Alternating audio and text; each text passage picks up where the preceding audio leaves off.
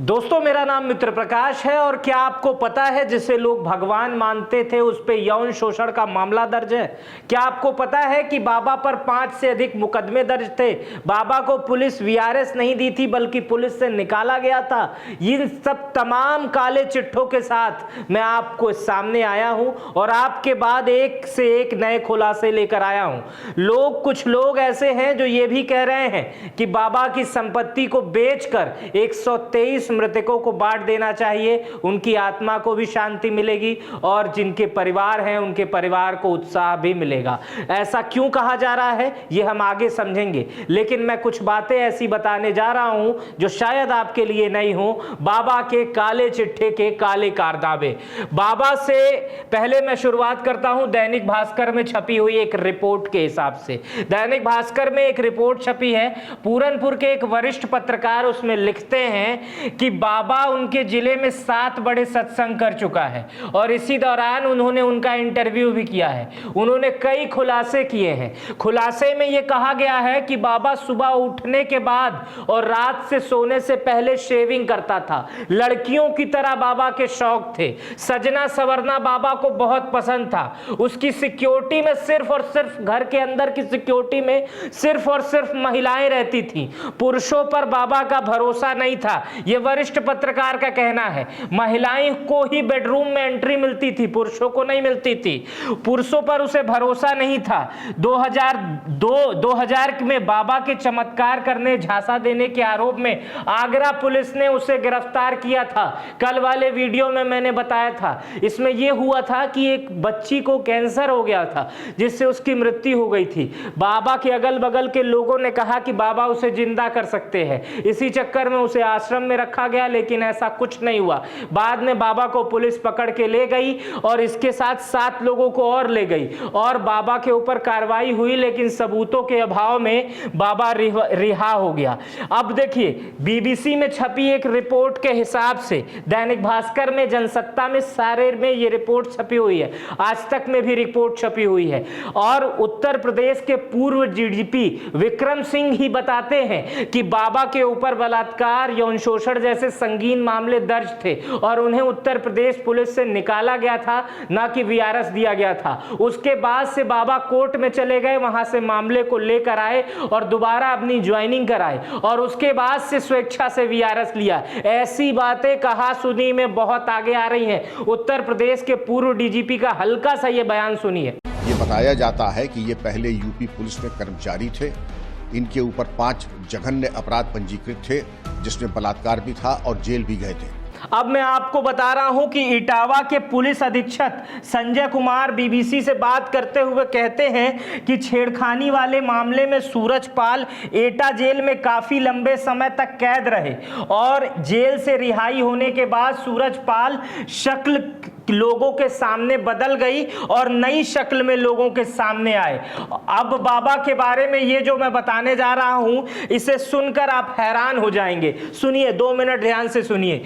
भोले बाबा की असली नाम जो है वो असली नाम सूरजपाल है, ये तो अब तक आप जान गए होंगे। वो एटा जिले के बहादुर नगरी गांव में रहने वाला है। शुरुआती पढ़ाई जो बाबा की हुई है वो भी एटा जिले में हुई है। बचपन में पिता के साथ खेती किसानी में हाथ बटाता था। पढ़ाई के बाद यूपी पुलिस में नौकरी करने लगा।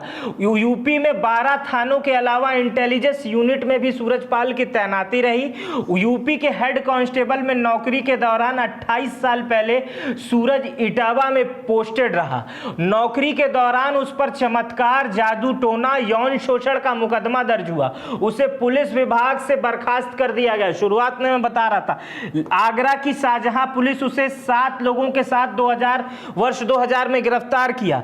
बाद में कोर्ट ने साक्ष्यों के अभाव में उसे बरी कर दिया गया। जेल से छूटने के बाद उसने अपना नारायण हरि उर्फ साकार विश्व हरि रख लिया और उपदेशक बन गया। बाबा का दावा यह है, ये तो हो गया कानूनी पहल, लेकिन बाबा अपने भक्तों को किस तरह से गुमराह करता है वो मैं आपको बता रहा हूं। नौकरी छोड़ने के बाद भगवान का साक्षात्कार हुआ। वो बाबा बताते हैं कि भैया जब नौकरी से निकाला नहीं गया, ये नहीं बताते हैं। नौकरी कह दे वीआरएस वीआरएस लिया, छोड़ा गया। उसके बाद भोले बाबा बताते हैं कि भगवान का साक्षात्कार हुआ। भोले बाबा अपने समागम में दावा करते हैं कि 18 साल की नौकरी, 90 के दशक में उसने वीआरएस लिया। इस समय बाबा के कई आईएएस पीसीएस दीवाने हैं और उनकी सभाओं में जाते हैं, लेकिन पूर्व डीजीपी विक्रम सिंह जो कहते हैं वो होश उड़ाने देने वाले बयान है।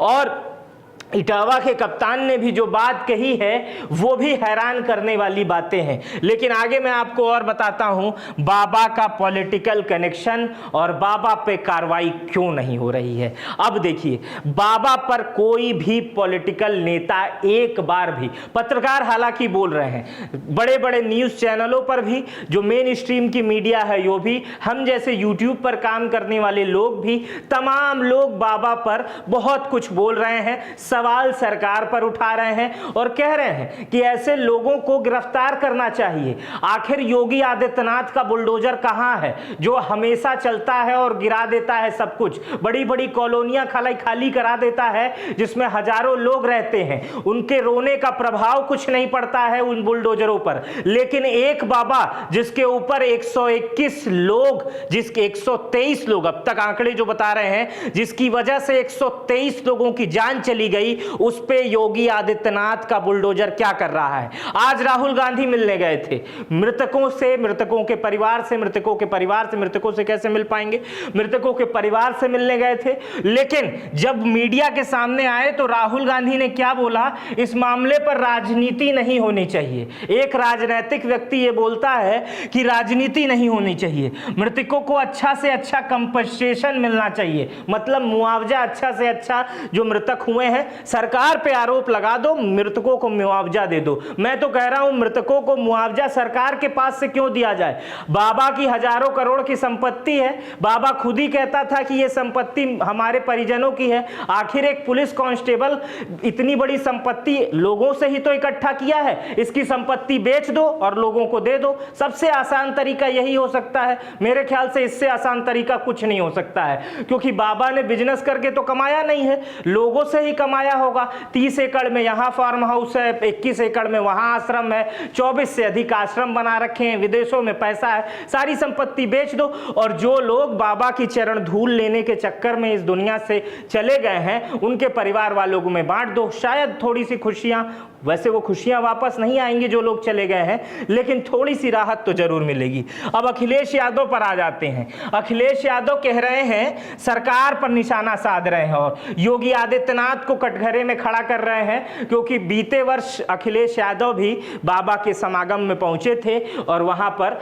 ऐसा क्यों हो रहा है ये मैं आगे बताऊंगा। और योगी आदित्यनाथ उत्तर प्रदेश के मुख्यमंत्री हैं, वो तस्वीरों में देख रहे होंगे, वो कह रहे हैं कि आप तस्वीरों में देख रहे हैं बाबा की किसके साथ फोटो है, लेकिन योगी आदित्यनाथ मामले की जांच करा रहे हैं, तमाम कार्रवाई करा रहे हैं, प्रशासन का जो काम रहता है वो कर रहे हैं। लेकिन आप एक मिनट के लिए इस बात को समझिएगा कि बाबा की जगह अगर कोई और रहता तो अब तक क्या स्थिति होती, इस बात को समझाने की कोशिश करिएगा। अब सवाल यही उठ रहे हैं कि बाबा के जो बंगले हैं उन पे बुलडोजर क्यों नहीं चल रहा है। क्या 121 का आंकड़ा सिर्फ आंकड़ा है 123 लोगों का? 123 लोगों की मौत की वैल्यू कुछ नहीं है। 123 लोगों के मरने से क्या उत्तर प्रदेश को कोई फर्क नहीं पड़ेगा? क्या वो लोग सब लोग ऐसे थे जो चले गए?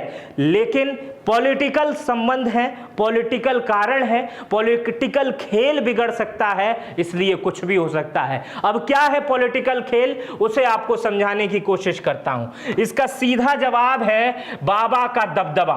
बाबा की पकड़ यूपी के 26 जिलों की दलित आबादी पर है, 26 जिलों की दलित आबादी पर। अब ये दलित आबादी सुनिए, इन दलित आबादी में 22% है, 26 जिलों में 22% की दलित आबादी है और ओबीसी 17% है, जिसमें जाट नहीं है।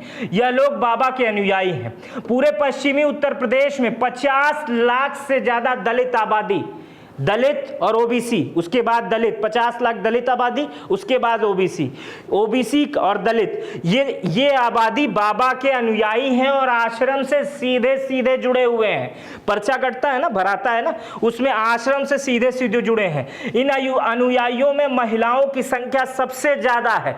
अब आपको याद होगा, चाहे उत्तर प्रदेश का चुनाव हो चाहे देश का चुनाव हो, जब भी बात होती है महिलाओं की, तब सरकार बड़े बड़े योजनाएं लेके चली आ जाती हैं। कन्या विद्याधन, महिलाओं के लिए साइकिल, इसको लड़की हूं लड़ सकती हूं, महिलाओं के लिए हर सरकार, ये रानी लक्ष्मी, तमाम योजनाएं, मैं योजनाओं के नाम शायद मुझे भूल रहे हो, लेकिन ऐसी कोई भी सरकार नहीं है जो महिला महिला महिला महिला नहीं करती है। लेकिन इस बाबा की महिलाओं पे जो पकड़ है, उसकी आबादी जो है वो लगभग 40 से 50 लाख वाली आबादी है। और ये महिलाएं, जो लोग मरे हैं उनमें महिलाओं की संख्या ही सबसे अधिक है, फिर बच्चों की संख्या है। और ये महिलाएं बाबा के चरण की धूल, जिसे बाबा कहता था रज, अब रज में आपको समझा देता हूं, रज कहते किसको है।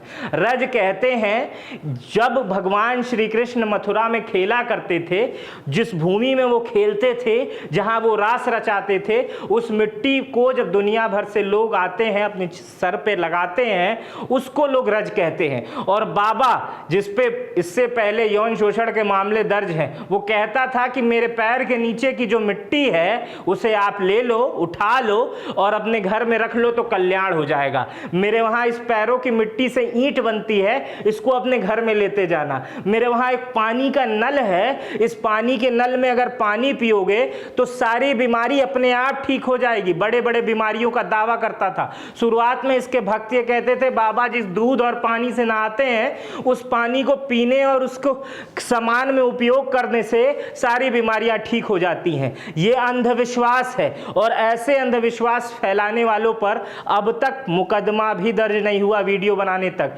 अन्य मामलों में अभी तक गिरफ्तारी भी हो गई है, कई गिरफ्तारी हुई है। आयोजक पर 1 लाख का मुकदमा दर्ज किया गया है, लेकिन बाबा पर अभी तक कोई भी कार्रवाई करने से डर रहा है। अब उसका आंकड़ा मैं आपको समझा रहा हूं, यह भीड़ है और यह बाबा का ग्लैमर है, महंगे चश्मे और महंगी घड़ी वाला बाबा।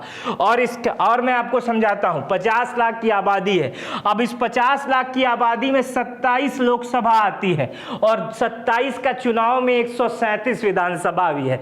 इसलिए अखिलेश यादव हो, चंद्रशेखर हो, योगी आदित्यनाथ हो, मायावती हो, उत्तर प्रदेश के जितने बड़े बड़े राजनीतिक चेहरे हैं, बाबा को बोलने से पहले 100 बार अनुमान लगा रहे हैं कि ये बोलेंगे तो ये वोट कट जाएगा, ये बोलेंगे ये वोट कट जाएगा। बाबा कोर्ट से हो सकता है साल भर बरी हो जाए और किसी राजनीतिक सर पे हाथ रख दे तो उधर की सीट वो निकाल ले जाएगा। तो सारे लोग यही सोच रहे हैं। बाबा की पॉलिटिकल पावर का अंदाजा मैं बताऊं, इसका अंदाजा, हाथरस में जहां घटना घटी है वहां भी 3 लाख दलित वोटर हैं और पड़ोस के जिले अलीगढ़ में भी 3 लाख दलित वोटर हैं। अब ये 3-3 लाख लोग प्रभावित कर रहे हैं कार्रवाइयों से। अब आप 2 मिनट के लिए समझिएगा, सोचिएगा, मेरी रिपोर्ट्स को भी समझिएगा। उत्तर प्रदेश के पूर्व डीजीपी का बयान सुनिए, भास्कर में छपी हुई रिपोर्ट का बयान देखिए, बीबीसी में छपी हुई रिपोर्ट या जनसत्ता, ये तमाम चीजें आपके स्क्रीन पर जो टहल रही हैं, इनमें बड़े बड़े दावे हैं। और डीजीपी साहब खुद कह रहे हैं कि तब हो सकता है ये डीजीपी रहे हो, उस समय बाबा के ऊपर इस सब मामले दर्ज हुए हैं। ऐसे व्यक्ति को लोग भगवान मानते हैं। चलिए, जनता भोली होती है, मानते हैं और उसके बाद से उसके ऊपर आस्था भी रखते हैं, यहां तक भी ठीक है। लेकिन भगदड़ के बाद, भगदड़ जब 2 तारीख को 1:48 पे बाबा निकल जाता है, भगदड़ के बाद बाबा, भगवान मानने वाला खुद को बाबा, अपने भक्तों की सुध तक नहीं लेता है कि मेरी वजह से, मेरे निकलने के बाद, मेरे एक स्टेटमेंट में जो मैंने कहा था कि मेरे जाने के बाद मेरे चरणों की धूल ले लेना, उसकी वजह से 121 से 123 लोगों की जान जा चुकी है। और मैं किस तरह से ऐसे बैठा हूं, बाबा को खुद प्रशासन के सामने आना चाहिए था। अगर उसके अंदर सच में भगवान, ऐसे लोगों के अंदर अगर है भी, मतलब अंदर हर इंसान के अंदर भगवान होता है, अगर इंसानियत भी बची है, भगवान छोड़ दीजिए, तो अपने लोगों के बीच में आना चाहिए था और उन लोगों के साथ न्याय करना चाहिए था, अस्पताल ले जाना चाहिए था। बाबा के पास लग्जरी गाड़ियां थी और जब वहां पर यह हादसा हुआ तो चश्मदीद से लेकर घायल यही बताते हैं कि ना तो गाड़ियां थी, ना तो एम्बुलेंस था, अस्पताल ले जाने वाला कोई नहीं था। बाबा के समर्थक सबूत मिटाने पे लगे हुए थे। बाबा के प्राइवेट आर्मी के लोग, प्राइवेट कमांडो जो थे, वो सबूत हटा रहे थे बाबा को बचाने के लिए। अब सोचिएगा कि ऐसा कैसे हो सकता है, कोई भगवान अपने भक्तों के साथ ऐसा कैसे कर सकता है। मेरा नाम मित्र प्रकाश है। इस वीडियो पर आपकी क्या प्रतिक्रिया है मुझे कमेंट बॉक्स में बताइएगा। सुखी रहिएगा, अच्छे से रहिएगा, अपना बेहद ख्याल रखिएगा।